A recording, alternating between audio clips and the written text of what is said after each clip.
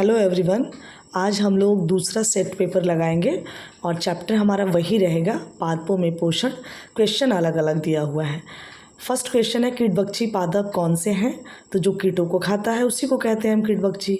Second question, जब bread के एक टुकड़े को जल में भिगोकर 2-3 दिन नम और उष्ण स्थान पर रख देते हैं तो कैसी संरचना दिखाई देता है? कवक बन जाता है, उसमें फंजाई। गाँव में कहते हैं फंगस लग गया ना। और माताएं जब रोटी के ऊपर दिखाती हैं तो बताती हैं फंगस लग गया। नेक्स्ट क्वेश्चन, जिस पादप में क्लोरोफिल न होने की वजह से प्रकाश संश्लेषण नहीं होता है वह कौन सी प्रणाली का उपयोग करते हैं? किस प्रणाली का? स्वपोषी तो कर नहीं सकते, विषमपोषी, हेटेरोट्रॉफिक, यानी वो अपना खाना बनाते ही नहीं है। नेक्स्ट, निम्न में से कौन कौन परजीवी हैं? मच्छर परजीवी है, ब्रू भी परजीवी है, खटमल, जोंक, ये सब परजीवी हैं। और अमरबेल भी, कुछ कुत्ता भी, यानी ऑल ऑफ दिस। इसमें सारे उत्तर सही हैं। अमरबेल क्या होता है? पीचर पादप में पत्तियां किस रूप में होती हैं? ये गोलाई के रूप में, घड़े के रूप में, चौरस, त्रिभुज। नहीं, पीचर का मतलब ही होता है घड़ा, उसका आकार घड़े की तरह होता है। नेक्स्ट क्वेश्चन, पादपों में सौर ऊर्जा किस रूप में संचित की जाती है?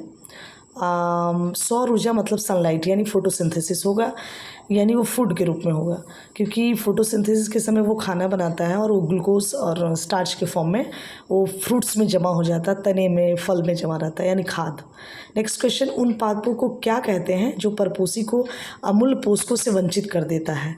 मतलब उसको जो अमूल न्यूट्रिशन मिलना चाहिए वो नहीं मिलता, वो पैरासाइट है, आधा वो खुद ही खा जाता है, तो उसको हम पैरासाइट कहेंगे, परजीवी कहेंगे हम।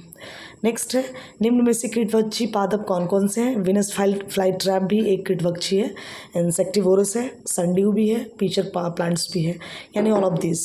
सारे के सारे ऑप्शन इसमें कीटबक्षी हैं। नेक्स्ट क्वेश्चन, कवक या फंजाई भोजन के रूप में किसका अवशोषण करते हैं? मतलब भोजन के फॉर्म में किसको वो एब्जॉर्ब करते हैं? विलियन के फॉर्म में रहेगा तो वो उसको एब्जॉर्ब कर जाते हैं, कवक और फंजाई।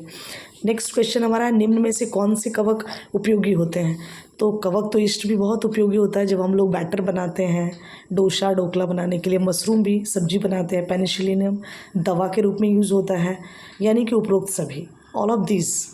सारे ऑप्शन ही सही हैं, क्योंकि सारे कवक हमारे लिए बहुत ही ज़्यादा उपयोगी हैं। बिना ईस्ट का कभी फर्मेंटेशन नहीं होगा।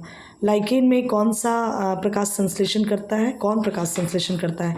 तो लाइकेन कनेक्टिव लिंक होता है ना, तो उसमें शैवाल, क्योंकि शैवाल के पास क्लोरोफिल होता है, इसीलिए इसका आंसर क्या होगा? शैवाल। नेक्स्ट क्वेश्चन, कवक या फंजाई किस प्रकार अपना भोजन लेते हैं?